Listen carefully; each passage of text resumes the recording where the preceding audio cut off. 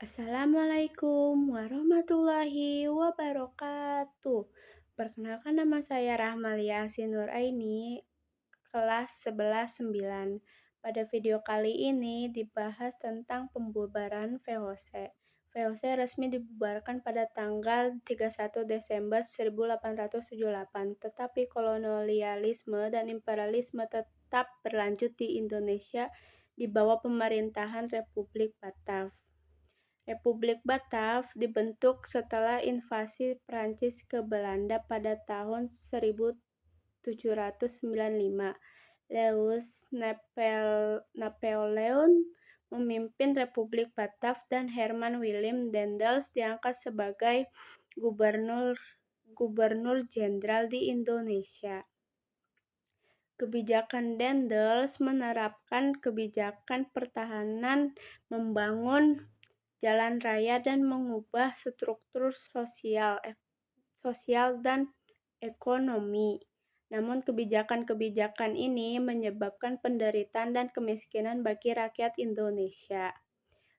Perubahan politik dan pemerintahan Daendels mengubah administrasi, peradilan, dan pemerintahan kolonial, menjual tanah kepada swasta, dan mengenakan pajak untuk memperbaiki keuangan Belanda. Pertahanan terhadap Inggris, meningkatkan pertahanan Jawa dari serangan Inggris dengan membangun pasukan benteng dan jalan raya. Namun upaya ini juga memunculkan kontroversi dan penderitaan bagi rakyat.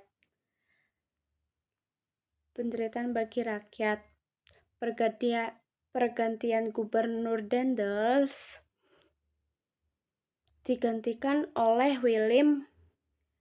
Jenderal John William James yang tidak dapat menghentikan serangan Inggris.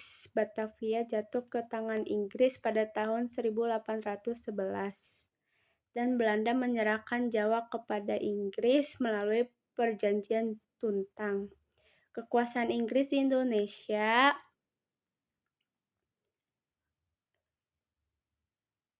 Perjanjian Tuntang pada tahun 1811 sampai 1816. Inggris menguasai Indonesia setelah menandatangani Perjanjian Tuntang pada tanggal 18 September 1811. Lord Minto menunjuk Thomas Stamford Raffles sebagai penguasa Inggris di Indonesia. Kebijakan Raffles pada tahun 1811 sampai 1816 membangun hubungan baik dengan penguasa lokal yang anti Belanda, membagi Jawa menjadi 18 keresidenan dan mengangkat bupati sebagai pegawai pemerintah, mencampuri urusan kerajaan lokal termasuk menyerang Keraton Yogyakarta. Bidang sosial dan ekonomi, kebijakan serupa dengan Daendels menghapus kerja rodi, penyerahan wajib, dan perbudayakan, memboncengi garam, menjual tanah kepada swasta, dan mendukung penanaman kopi, menerapkan sewa tanah lan-ren dengan harga tergantung pada kondisi tanah. Kendala dan dampak: kesulitan mengubah budaya dan lepas kebijakan kolonial. Masalah pengawasan, peran bupati yang kuat, dan perbudayakan masih ada. Meski gagal memberikan keuntungan bagi Inggris, meninggalkan dampak positif seperti buku sejarah Kebun Raya Bogor dan Rafflesia Arnoldi. Pergantian kepemimpinan Raffles digantikan oleh John Vendal pada tahun 1815. Jawa harus diserahkan kembali kepada Belanda pada tahun 1816.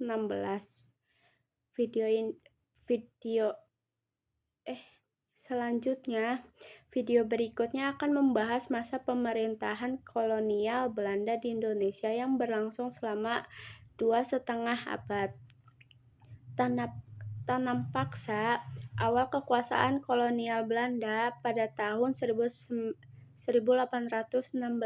Belanda mengalahkan Inggris di Tuntang Salatiga pada tahun 1816, memulai kekuasaan kolonial mereka di Indonesia. Sistem tanam paksa pada tahun 1830 sampai 1877. Johannes van den Bosch mengusulkan sistem tanam paksa untuk memperbaiki krisis ekonomi Belanda. Tanam paksa atau kultur stelsel mengharuskan petani pribumi menanam tanaman ekspor seperti kopi, tembakau, tebu, dan nila. Terjadi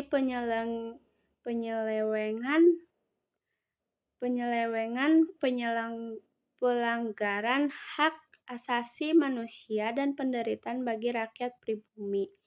Pelaksanaan tanam paksa, petani wajib menyediakan 1,5 tanahnya untuk tanam paksa. Tanah pertanian tanam paksa bebas dari pajak. Pekerjaan paksa di pabrik atau perkebunan milik pemerintah. Penguasa pribumi mendapatkan bonus atau kultur prosenten berdasarkan hasil pertanian yang diserahkan. Kritik dan berlawanan. Kritik terhadap sistem tanam paksa dari kelompok liberal dan buku seperti Max Havelaar oleh Multatuli. Keuntungan Belanda meningkat tetapi penderitaan rakyat pribumi tetap berlanjut. Pergantian sistem pada tahun 1860-an, kritik menyebabkan perubahan dan sistem tanam paksa dihapuskan secara bertahap, digantikan oleh sistem ekonomi liberal atau usaha swasta. Tetapi kerja paksa dan pajak tetap memberikan penderitaan. Kekuasaan Belanda di Indonesia membawa keuntungan besar bagi Belanda, namun penderitaan rakyat pribumi terus berlanjut melalui berbagai sistem ekonomi, termasuk tanam paksa dan usaha swasta. Politik pintu terbuka atau open doors policy. Kebijakan politik perekonomian Indonesia dibuka untuk pihak swasta, diterapkan oleh pemerintahan kolonial Belanda. Latar belakang politik pintu terbuka, penyimpangan sistem tanam paksa yang menyebabkan penderitaan. Berkembangnya paham liberalisme setelah Revolusi Prancis, kemenangan kaum liberal di parlemen Belanda, keinginan pengusaha Belanda menanamkan modal di Indonesia. Dampak Traktat Sumatera pada tahun 1871, kebebasan dan kewenangan bagi pihak swasta. Pelaksanaan politik pintu terbuka pada tahun 1870, sistem tanam paksa dihapuskan. Ekonomi diserahkan kepada pihak swasta. Investor asing masuk dari Belanda, Eropa, dan Cina. Pemerintah kolonial berperan sebagai pengawas dan penyedia fasilitas. Undang-undang agraria dan undang-undang gula mengatur pertanahan dan perusahaan gula, perkebunan dan infrastruktur.